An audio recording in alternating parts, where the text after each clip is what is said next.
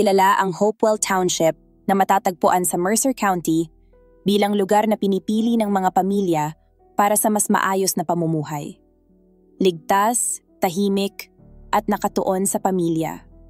Mayroon itong magagandang paaralan, matibay na samahan ng komunidad, at malalawak na tanawin. Bihira ang marahas na krimen dito, at marami ang hindi na nga naglalak ng kanilang mga pinto sa gabi. Kaya't ang balitang may naganap na karumal-dumal na pagpatay ay yumanig sa buong bayan, isang pangyayaring tatatak sa alaala ng mga residente sa mga susunod pang taon. Isa sa mga pangunahing tauhan ng kwentong ito ay si Jonathan Nice. Ipinanganak siya noong May 26, 1950 sa Collegeville, Pennsylvania at siya ang panganay sa 4 na magkakapatid na lalaki. Ang kanyang ama ay nagmamay-ari ng isang pabrika ng pantyhose at bagaman may mga kwento noon na siya raw ang nakaimbento ng unang pantyhose machine, kalaunan ay pinabulaanan niya ang pahayag na iyon. Gayunpaman, madalas itong ikwento ni Jonathan upang ipakita ang pagiging malikhain ng kanyang ama. Masipag ang kanyang ama, ngunit dahil malaki ang pamilya, kinakailangan nilang maging masinop sa gastusin. Habang lumilipas ang panahon, unti-unting umangat ang kita ng pamilya, subalit nanatili pa rin silang namumuhay ng simple. Bata pa lamang, mahusay na si Jonathan sa science at mathematics, ngunit hindi ganon kagaling sa pakikipagkaibigan. Madalas ay para bang nabubuhay siya sa sarili niyang mundo. Pahirap din sa kanya ang hika, na naging hadlang sa kanyang pang-araw-araw na gawain. Gayunman, pinangarap niyang maging isang scientist at labis ang interes sa mga paksang medikal. Nang kalaunan ay nagkaroon ng mas maayos na trabaho ang kanyang ama at nakabili sila ng isang maluwag na ranch-style house. Paglipat nila dito, bahagyang gumaan ang kondisyon ng hika ni Jonathan at sa wakas ay nakasali siya sa basketball team. Matangkad si Jonathan. Umabot siya ng higit sa 190 centimeters or 6 feet 3 inches. Sa pagiging miyembro ng koponan, nagkaroon siya ng mga bagong kaibigan, bagamat nanatili pa rin ang kanyang kaunting pagkailang at distansya sa ibang tao. Ayon sa ilan, may pagka-socially awkward siya, ngunit gusto pa rin siya ng karamihan. Sa high school, sinubukan niyang makipag-date. May isang panandali ang relasyon, ngunit hindi ito naging seryoso. Sa panahong iyon, higit na mas mahalaga sa kanya ang pag-aaral, lalo na ang medisina. Ayon sa kanyang mga magulang, isa siyang huwarang anak. Hindi pala party, walang bisyo, at masigasig sa pag-aaral.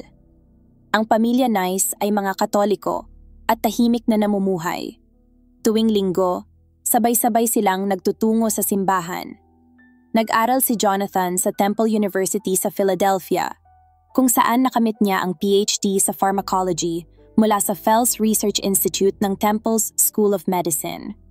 Pagkatapos nito, nagpatuloy siya ng postdoctoral work sa Children's Hospital sa Los Angeles at sa Kenneth Norris Cancer Center. Mahalaga ring banggitin na si Jonathan mismo ang gumastos at nagsumikap upang matustusan ang kanyang pag-aaral, isang patunay ng kanyang determinasyon at disiplina. Habang nag-aaral si Jonathan, nakilala niya si Sylvie, isang babaeng kabilang sa Orthodox Jewish community. Mabilis ang naging takbo ng kanilang relasyon at kalaunan ay nagpakasal sila. Nanirahan ang mag-asawa sa isang paupahang bahay na malapit lamang sa tahanan ng mga magulang ni Jonathan. Bilang asawa, sinikap ni Jonathan na maging mabuti at responsable. Sa panahong iyon, abala rin siya sa pagtatapos ng kanyang pag-aaral at sa pagsusulat ng mga artikulong pangmedisina. Pagkaraan ng kanyang pagtatapos, nakilala siya bilang isang respetadong akademiko. Malinaw na ang kanyang pinakamalaking hilig ay ang science and research, subalit makalipas ang 7 taon, nagsimulang lumamlam ang kanilang pagsasama ni Sylvie. Unti-unti silang nagkahiwalay ng landas at lalo pang nahirapan dahil sa kanilang magkaibang relihiyon. Hindi sila makapagsama sa mga mahahalagang okasyon o pista opisyal at kapwa rin silang hindi komportable sa pamilya ng isa't isa. Sa huli, nagpasya silang maghiwalay. Tahimik at maayos ang naging proseso ng diborsyo. Walang matinding sigalot. Nagpatuloy si Jonathan sa kanyang trabaho sa iba't ibang ospital. Sa bawat pasyente, ipinakita niya ang malasakit at empathy, lalo na nang siya'y maitalaga sa pediatric ward. Gayunpaman, higit pa ring nangingibabaw sa kanya ang pagnanasa para sa scientific research. Lubos siyang nahumaling sa paglikha ng mga bagong gamot, umaasang balang araw ay makakatuklas siya ng isang bagay na makapagliligtas ng buhay. Kinilala siya bilang isang mahusay na dalubhasa, ngunit nanatili siyang mapagpakumbaba, isang katangiang bihira sa kanyang larangan. Pagsapit niya sa edad na halos 40, nagsimula siyang mangarap na bumuo ng sariling pamilya. Noong early 1990s, nakilala niya sa kantina ng trabaho ang isang batang Pilipina na agad niyang nagustuhan. Subalit, nalaman niyang mayroon na itong kasintahan. Sa halip, ipinakita ng dalaga kay Jonathan ang isang kopya ng Manila Times kung saan may isang anunsyo mula sa isang kabataang babae na nagngangalang Michelle na naghahanap ng pen pal upang matuto ng Ingles. May kalakip na litrato ang ad at agad na nagustuhan ni Jonathan ang itsura ng dalaga. Nagpa siya siyang sumulat kay Michelle at dahil nais niyang mag-iwan ng magandang impresyon, nagsinungaling siya sa kanyang edad. Sa halip na sabihin ang tunay na 39 years old na siya, sinabi niyang siya ay 30. Kalakip ng kanyang liham, ipinadala rin niya ang isang mas batang larawan ng sarili. Si Michelle, na nooy nasa edad na 19 o 20, ay agad na tumugon. Dito nagsimula ang kanilang tuloy-tuloy na palitan ng sulat.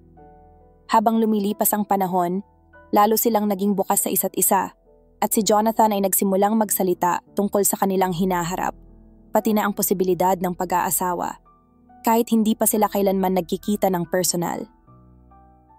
Si Michelle Rivera ay isang dalagang mula sa Mibantang, Quezon, Bukidnon, Philippines. Ipinanganak siya noong November 1969, isa sa 7 magkakapatid. Lumaki siya sa payak na pamumuhay, isang simpleng estruktura na walang kuryente at walang gripo, subalit puno ng kasayahan at pagmamahalan ng pamilya. Malapit siya sa kanyang mga magulang, lalo na sa kanyang ama, na nagsilbing haligi at gabay sa kanilang tahanan. Tahimik at magalang si Michelle at may angking kagandahan. Tulad ng maraming kabataang babae sa malalayong lugar sa Pilipinas, nangangarap siya ng mas magandang buhay. Isang buhay na may mas maraming oportunidad, mas malawak na mundo, at sana tunay na pag-ibig. Matagal na niyang pangarap na makarating sa Amerika. Sabi ng kanyang ama, siya ang pinakamasipag at pinakambait sa magkakapatid.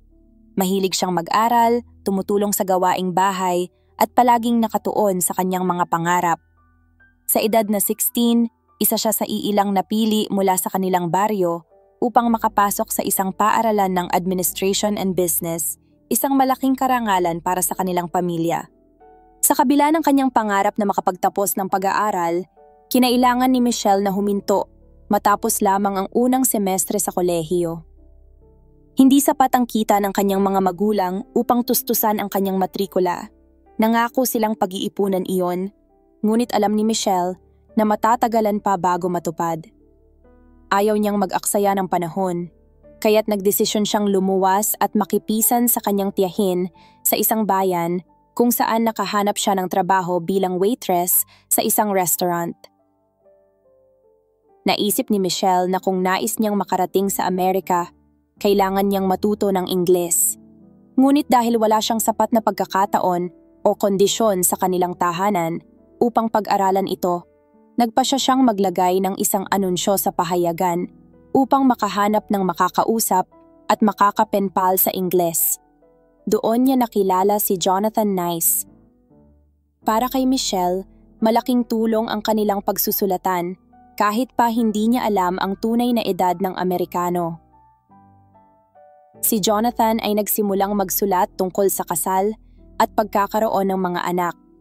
Isang bagay na lubos na nagustuhan ni Michelle dahil para sa kanya, pinakamahalaga ang pamilya. Gayunpaman, kapwa nila itinago sa kanilang mga magulang ang pagpapalitan ng sulat. Makalipas ang ilang buwan ng tuloy-tuloy na sulatan mula sa magkaibang kontinente, nangako si Jonathan kay Michelle na pupunta siya sa Pilipinas para personal siyang makilala at pakasalan. Para kay Michelle, malaking hakbang ito ng pagtitiwala. Isang pagkakataon para iwan ang simpleng pamumuhay at magsimula ng bagong buhay sa Amerika. Ayon sa mga tala at testimonya, unang nagkita sina Jonathan at Michelle 1 linggo lamang bago ang nakatakdang kasal. Patunay kung gaano kabilis ang naging takbo ng kanilang relasyon. Ang unang pagkikita ay naganap noong June 1990. Inaasahan ni Michelle ang isang mas batang lalaki tulad ng nasa litrato, ngunit ang humarap sa kanya ay mas matanda kaysa sa sinabi nitong edad. Gayunman, nagpasiya siyang ituloy ang kasal. Mabuting impresyon ang iniwan ni Jonathan sa kanya. At higit pa roon, nagustuhan din siya ng ama ni Michelle na nagbigay ng basbas sa kanilang pagsasama. Naging lantad kay Jonathan ang uri ng pamumuhay ng kanyang magiging asawa at agad niyang ipinangako na susuportahan ang pamilya nito. Ngunit ayon sa isang kaibigan ni Michelle, matagal na niyang pinagdudahan ang edad ng lalaki. Napansin niya na ang litratong ipinadala ni Jonathan ay luma at nang tanungin niya ito, mariing iginiit ng lalaki na siya'y ipinanganak noong 1958. Isang kasinungalingang magpapabata sa kanya ng 8 taon mula sa totoong 1950. Para kay Michelle, higit sa lahat ay malinaw na seryoso si Jonathan at handang tumulong hindi lamang sa kanya kundi maging sa kanyang pamilya. Kaya noong June 11, 1990 sila ay ikinasal sa Pilipinas. Sa marriage certificate, isinulat ni Jonathan na siya'y ipinanganak noong 1958 at naniwala si Michelle na iyon ang totoo. Wala ni isa mang miyembro ng pamilya ng lalaki ang dumalo sa kasal. Maging sa Amerika ay walang nakakaalam tungkol dito. Hindi nagsabi si Jonathan dahil natatakot siyang masabihang kumuha lamang siya ng mail order bride. Bilang pag-iingat, nagkasundo ang mag-asawa na kapag nakarating na si Michelle sa Amerika at nakilala ang pamilya ni Jonathan, sasabihin nilang nagkakilala sila sa Hawaii sa isang medical conference na dinaluhan umano ni Jonathan. Pagkatapos ng kanilang kasal, agad na nagsumite ng aplikasyon para sa visa si Jonathan at Michelle. Inabot ng halos 1 taon ang lahat ng proseso, kaya't sa panahong iyon ay sa pamamagitan lamang ng mga sulat sila nagkakaroon ng komunikasyon. Noong April 19, 1991, tuluyan ang nakarating si Michelle sa Estados Unidos. Doon sila nanirahan sa North Carolina, kung saan si Jonathan ay nagtatrabaho bilang research professor sa East Carolina University. Bilang pagsisimula ng kanilang bagong buhay, naglakbay muna ang mag-asawa sa California at tumigil doon ng ilang linggo upang libutin ang mga tanyag na tanawin. Pagbalik nila sa North Carolina, ipinakilala ni Jonathan si Michelle bilang kanyang asawa. Ayon sa kanilang napagkasunduan, sinabi niyang sila'y nagkakilala sa Hawaii. Bagaman may ilang nakapansin na tila may kakaiba, mas nanaig ang tuwa ng mga taong malapit kay Jonathan. Para sa kanila, ngayon lamang nila nakita si Jonathan na lubos ang kasiyahan. Hindi nagtagal, nabuntis si Michelle. Isinilang ang kanilang panganay na anak na si Alex noong January 29, 1992. Sumunod naman ang ikalawang anak na si Trevor na ipinanganak noong November 8, 1993. Ayon sa mga nakapaligid sa kanila, tunay na isang huwarang pamilya ang nabuo ni na Jonathan at Michelle. Mahigpit ang pagmamahal ni Jonathan sa kanyang asawa at mga anak. Lagi niyang dala ang kanilang litrato sa opisina at ipinagmamalaki sa lahat. Paulit-ulit niyang sinasabi kung gaano siya nagpapasalamat kay Michelle dahil sa kanya nagkaroon siya ng tunay na pamilya. Gayunpaman, may bahid ng takot si Jonathan na baka mawala ang lahat ng ito. Dahil sa pagiging kaaya-aya ni Michelle at sa atensyong natatanggap niya mula sa ibang lalaki, nagiging seloso si Jonathan paminsan-minsan. Sa kabilang banda, si Michelle rin ay nagiging mapanuri upang masiguro na walang ibang babae ang lalapit sa kanyang asawa. Para sa ilan, ang ganitong asal ay simpleng paraan ng kanilang pagbabantay sa isa't isa. Noong 1995, gumawa si Jonathan ng isang mahalagang hakbang sa kanyang career nang itatag niya ang kumpanyang Epigenesis Pharmaceuticals. Ilang taon niyang pinag-aralan ang paggamit ng genetic code ng katawan bilang susi sa paggamot ng iba't ibang sakit, partikular na ang mga karamdaman sa paghinga gaya ng hika. Noong 1997, inilathala niya sa prestihiyosong journal na Nature ang isang makabagong pag-aaral.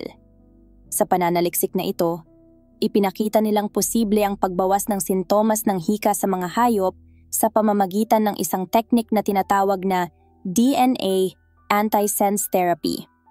Ang konsepto ay kakaiba at mapangahas. Imbes na hintayin ang paglitaw ng sintomas at saka ito gamutin, maaaring patahimikin mismo ang gene na nagdudulot ng sakit.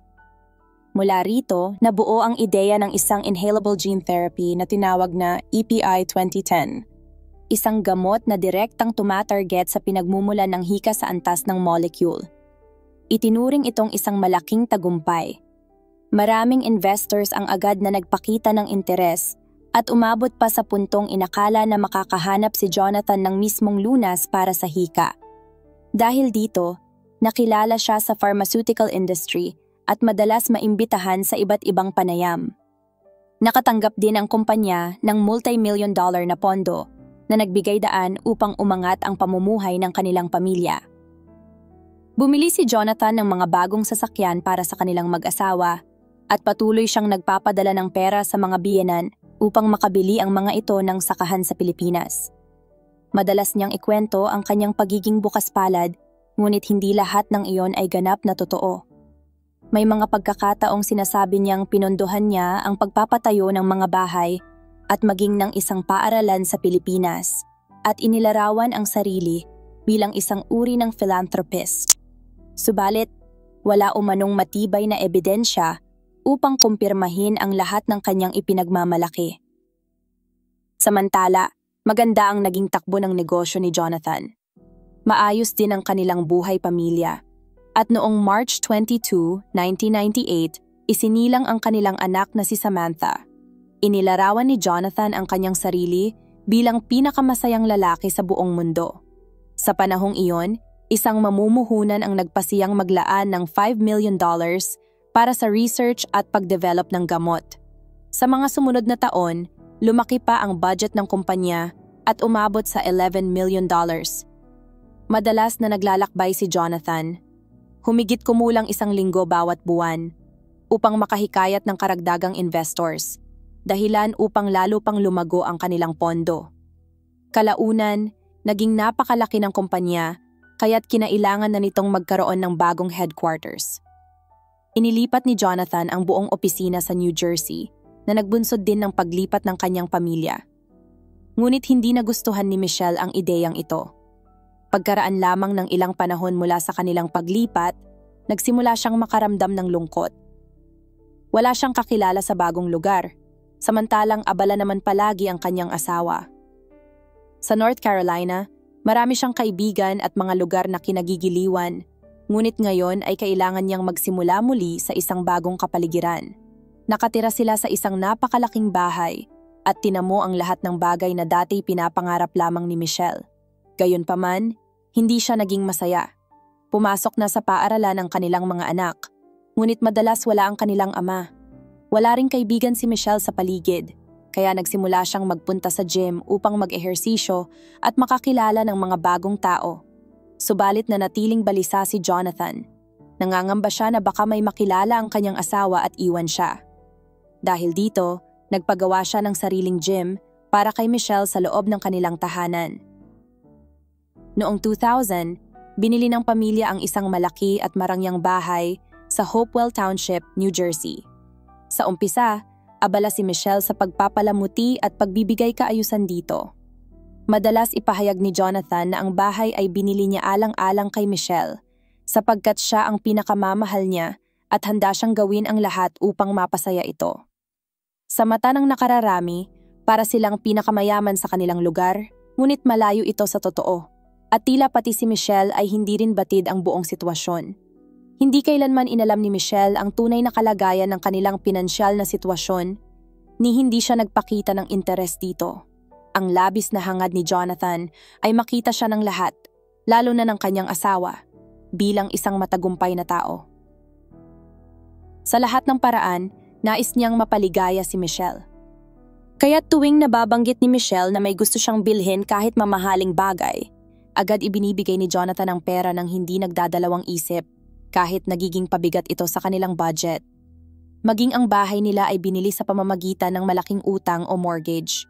Sa paglipas ng panahon, nakaramdam si Michelle na para siyang nakulong sa isang gintong hawla. Nagsimula siyang magreklamo sa kanyang pamilya, sinasabing hindi siya masaya at hindi ganoon ang buhay sa Amerika gaya ng kanyang inasahan. Pinaniwalaan niyang magdadala ng kaligayahan ang salapi, subalit hindi pala ito sapat. Noong 2001, nais ni Michelle na bigyan ng kabuluhan ang kanyang oras at nagpasiyang magdisenyo ng isang hardin. Pumayag naman si Jonathan, subalit tinatayang aabot sa $50,000 ang magagastos para rito. Kumuha si Michelle ng landscaper at ilang kontratista upang ayusin ang kanilang bakuran. Isa sa mga ito ay si Miguel de Jesus, na kilala rin sa mga alias na Alexander Castanada o Sergey Martinez. Sa kabila ng kalituhan sa kanyang pangalan, malinaw na iisang tao lamang ang tinutukoy ng mga record. Naging magkaibigan si Michelle at Miguel. Sa paningin ng iba, masaya at maayos ang pagsasama ni Michelle at Jonathan.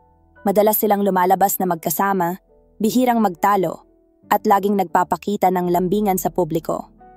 Kapansin-pansin ito sa bawat pagtitipon. Minsan ay bumibisita ng matagal ang ama ni Michelle, si Teodoro Rivera, at naninirahan kasama nila ng ilang buwan sa Hopewell Township. Noong 2002, aksidenteng nalaman ni Michelle ang tunay na edad ni Jonathan.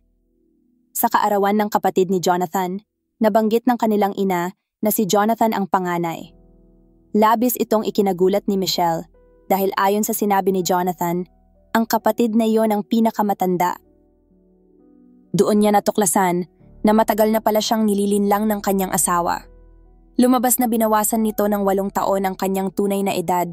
Ipinanganak si Jonathan noong 1950 at si Michelle noong 1969, kaya't malinaw na mas matanda siya ng 19 na taon.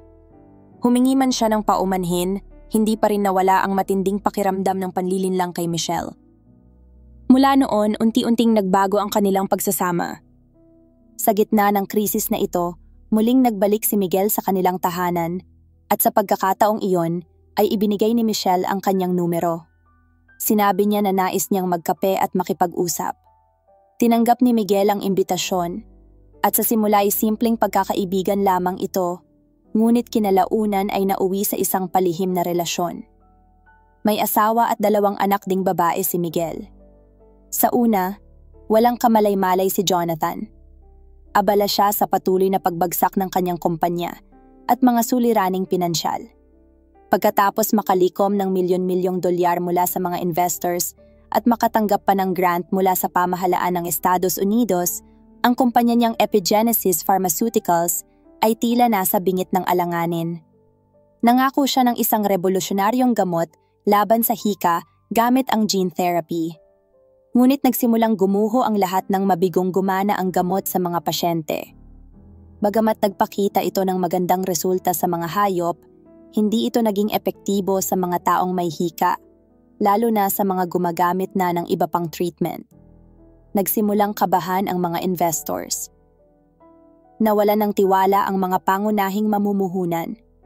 Pinilit nilang alisin si Jonathan sa sariling kumpanya at naglagay ng bagong pamunuan. Sa huli, isinaisan tabi ang gamot at nagpatuloy ang kumpanya nang wala siya. Tuluyang bumagsak ang negosyo.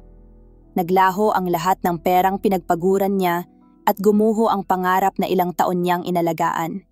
Noong March 2003, opisyal na tinanggal si Jonathan sa kanyang kumpanya. Mula noon, lumala ang kanyang pag-inom ng alak at naging hindi kanais-nais ang kanyang ugali kapag nalalasing. Madalas na lamang siyang nananatili sa bahay, ngunit pilit niyang ipinapakita na abala siya. Nagkunwari siyang nagtatrabaho mula sa bahay, at kahit sa pagsusulat ng librong pambata, sinubukan niyang magmukhang masipag. Kahit halos wala na silang kita at napakataas ng hulog sa mortgage, namuhay pa rin sila ng marangya. Bumili pa siya ng mamahaling sasakyan. Sa parehong panahon, ipinagpatuloy ni Michelle ang kanyang relasyon kay Miguel. Bumibili siya ng magagarang regalo para rito at palihim silang nagtatagpo sa mga motel. Nalaman ni Michelle na nahihirapan na sila sa buhay nung nagsimulang gumulo ang kanilang pinansyal na sitwasyon at binawasan nito ang perang ibinibigay sa kanya para sa pamilya at sa mga kamag-anak niya sa Pilipinas. Dahil dito, napilitan siyang magtrabaho bilang beauty consultant upang matustusan ang pangangailangan ng pamilya. Sa pagtatapos ng 2003, nadiskubre ng asawa ni Miguel na si Patricia ang pagtataksil. Nagngit-ngit ito at natuntun pa kung sino ang karelasyon ng kanyang asawa. Tumawag siya kay Michelle at binalaan itong lumayo sa kanyang asawa. Ngunit hindi nagtagal ay naging malinaw na hindi balak ni Michelle na tapusin ang kaniyang relasyon. Unti-unti ring nagsimulang magduda si Jonathan na may pagtataksil na nagaganap. Mula rito, madalas na ang kanilang pag-aaway sa loob ng tahanan. Sinuri ni Jonathan ang mga record ng telepono at doon niya nakumpirma ang kaniyang hinala. Nais sana niyang harapin si Michelle, ngunit pinili niyang huwag na lamang. Labis ang kaniyang takot na baka tuluyang iwan siya ng asawa, at iyon ang ayaw na ayaw niyang mangyari. Sa halip, nakaisip siya ng tusong plano. Noong July 2003, ikinwento ni Jonathan kay Michelle na nakatanggap siya ng isang nakakatakot na tawag sa kanilang bahay. Ayon sa kanya, may banta umano na ikakalat ang isang motel tape na naglalaman ng kanilang kalaswaan. Ang tumawag daw ay humihingi ng $500,000 at nagbabala. May iparirinig ako sa'yo, kasabay ng pagpaparinig ng isang masaselang audio. Kapag hindi na ibigay ang pera, ikakalat daw ito sa mga kaibigan at kamag-anak ni Jonathan. Sa puntong iyon, napilitang umamin si Michelle at ipinangakong tatapusin ang pakikipagkita sa kanyang karelasyon. Ngunit hindi nagpaawat si Jonathan. Tumawag siya kay Miguel at mariing binalaan na layuan ang kanyang asawa kung hindi ay malalaman ng buong pamilya ni Miguel ang tungkol sa kanilang relasyon. Kinagabihan ding iyon, tinuldukan ni Miguel ang kanilang ugnayan. Upang gawing kapanipaniwala ang kwento, iniulat pa ni Jonathan sa pulisya ang umano'y pangingikil. Ngunit mabilis na napansin ng mga awtoridad na may kakaiba sa kaso. Kulang ang ebidensya at hindi man lamang tinukoy ng sinasabing blackmailer kung saan dadalhin ang pera. Sa huli, tuluyang nanlamig ang investigasyon at umaasa si Jonathan na babalik sa normal ang kanilang pagsasama. Ngunit sa loob-loob ni Michelle, napagdesisyonan na niyang tapusin ang lahat.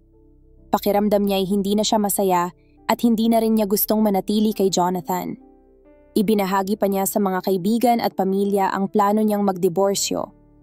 Habang tumatagal, lalo pang tumindi ang tensyon sa kanilang pagsasama. Pakiramdam ni Jonathan ay iiwan na talaga siya ng kanyang asawa. Subalit makalipas lamang ang ilang linggo, muling nagkita sina Michelle at Miguel. Sa panahong ito, lumabas ang katotohanang si Miguel pala ay gumagamit ng maling pagkakakilanlan dahil siya ay may kaso ng hindi pagbabayad ng child support mula sa naunang relasyon.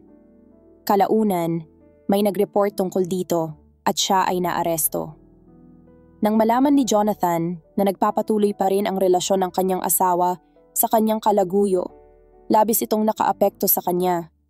Lalong lumala ang kanyang pag-uugali. Naging magaspang siya at nagsimulang uminom ng sobra.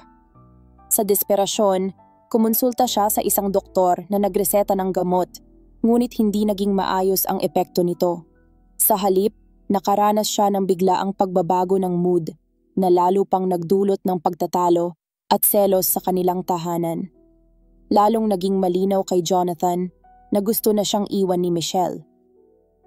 Dumating ang ika-15 ng January 2004 nang tumama ang matinding snowstorm sa kanilang bayan. Kanselado ang klase at isinara ang ilang kalsada, ngunit kinailangan pa ring pumasok ni Michelle sa trabaho. Determinado siyang makaipon ng pera upang masuportahan ang planong diborsyo. Natapos ang kanyang trabaho bandang 9:15 ng gabi at bago mag 10 p.m., nagtagpo sila ng kanyang kalaguyo. Magkasama silang nagtungo sa isang motel at nanatili doon ng 2 oras bago naghiwalay ng landas. Pagsapit ng madaling araw ng January 16, 2004, isang utility worker ang nagmamaneho sa isang tahimik na bahagi ng Hopewell Township, New Jersey, Nang mapansin niya ang isang forest green na Toyota Land Cruiser Model 1997 na nakaparada ng kakaiba malapit sa isang embankment sa Jacobs Creek Road.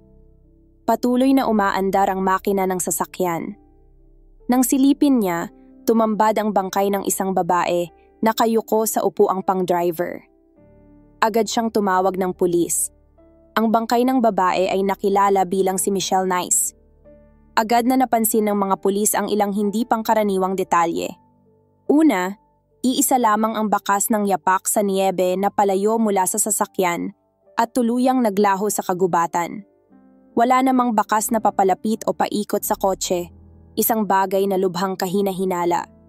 Ikalawa, halos wala ring pinsala ang SUV. Buo ang windshield at walang nabasag na bintana, taliwas sa inaasahan kung totoong bumangga ito sa embankment. Ikatlo, natagpuan ang nagyayelong dugo sa running board at sa likurang pinto sa gilid ng driver.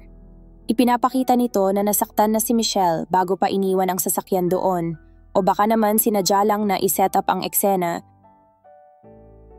Sa pagsusuri ng medical examiner, lumabas na ang blunt head trauma na natamo ni Michelle ay hindi akma sa karaniwang pinsala mula sa isang aksidente. Lalong tumibay ang hinala na siya ay nasaktan sa ibang lugar at pagkatapos ay inilagay lamang sa loob ng SUV.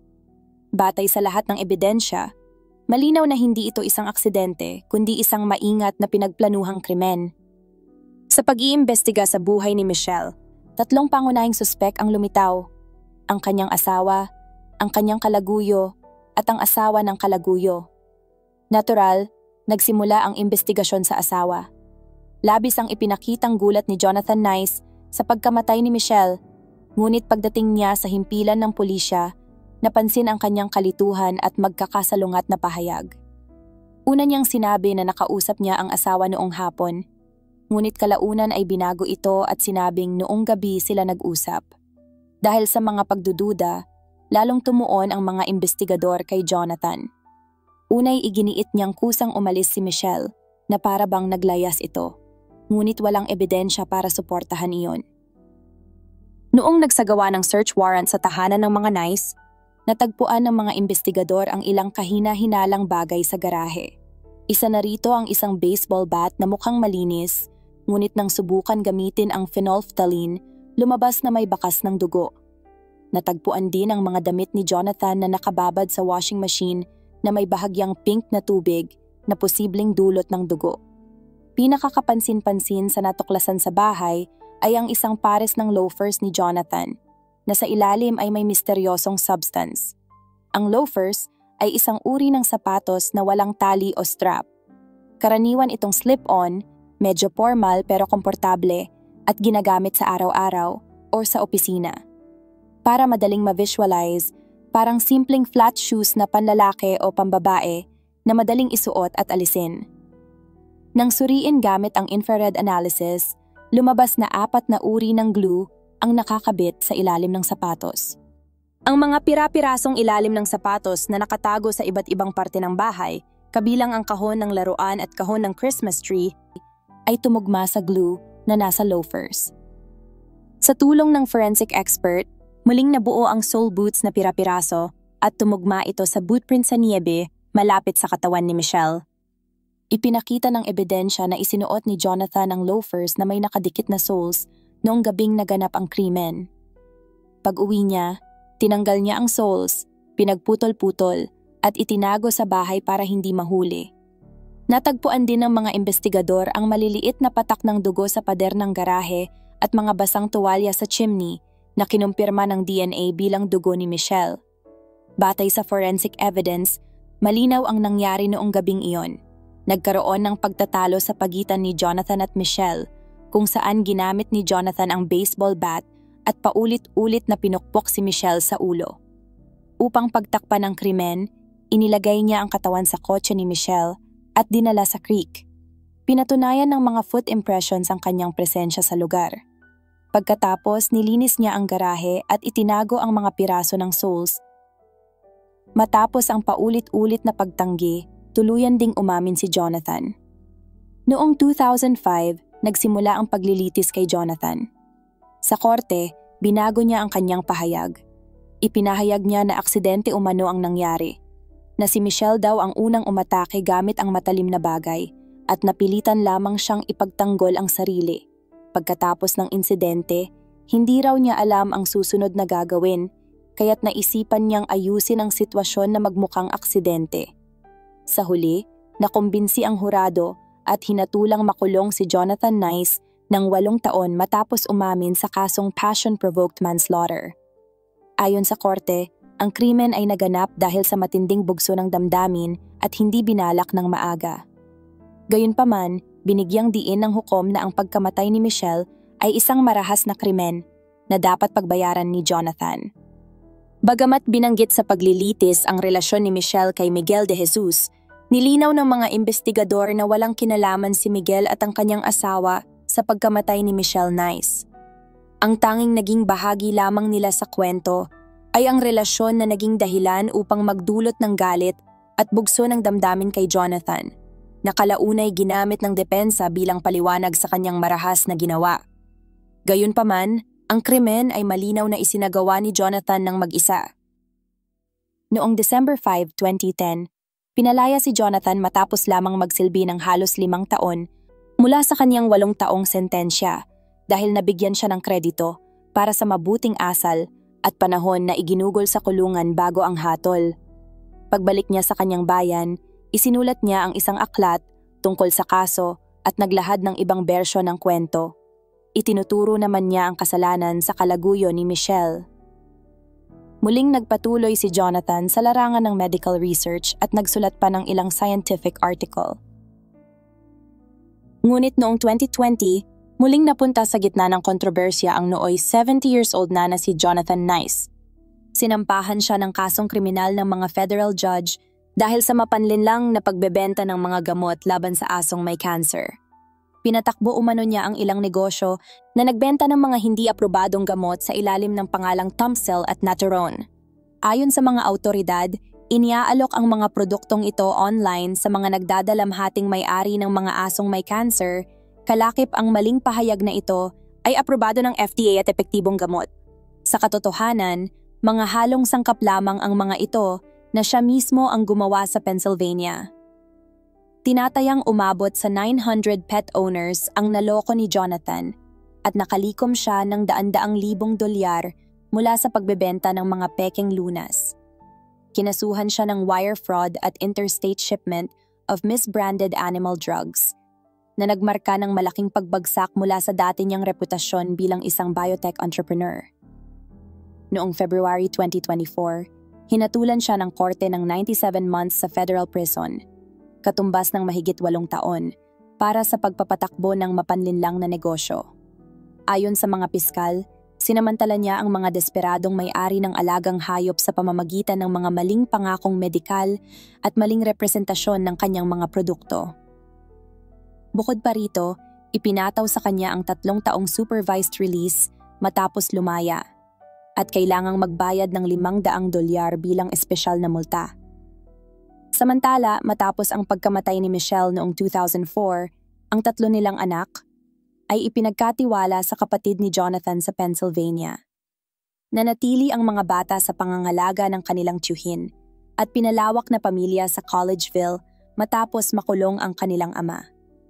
Dumating pa mula sa Pilipinas ang ama ni Michelle upang subukang kunin ang custody ng mga bata, subalit walang ebidensya na nagtagumpay siya. Sa huli, pamilya ni Jonathan ang naging pangunahing tagapag-alaga ng mga bata.